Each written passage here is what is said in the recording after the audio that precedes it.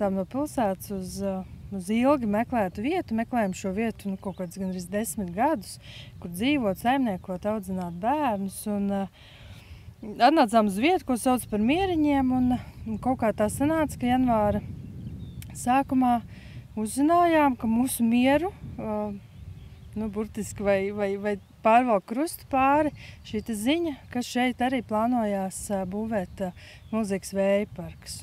Patiesībā sajūtas ir ļoti, ļoti skumjas, jo tajā brīdī, kad mēs veidojām dārzu, pat nebija ne ļaunākajās nojausmās, ka šeit kaut kas tāds plānojas.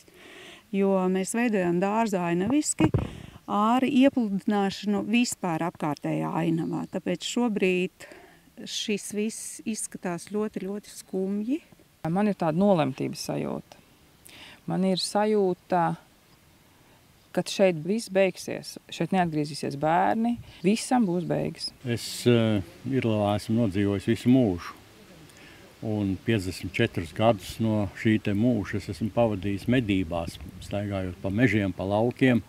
Un vienmēr esmu priecājies, ka šeit ir daudz mežu, daudz dzīvnieku, daudz dažādu putnu, citas dzīves radības, bites ļoti daudziem cilvēkiem ir. Skatoties uz to, kā tiek plānots šis vēju parks ar visiem šiem lielajiem ģeneratoriem, ar lielo apbūvi, ar dažādiem pievedceļiem un vispārējo, es tā saprotu, ka daba tiks ļoti pārveidota.